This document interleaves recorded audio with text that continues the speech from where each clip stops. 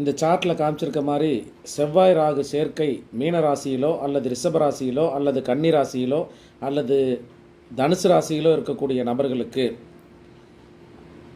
இந்த 2025 டு 2027 இந்த காலகட்டங்களில் உடம்பில் நோய் எதிர்ப்பு சக்தி குறையக்கூடிய அமைப்பு அப்படிங்கிறது உண்டு.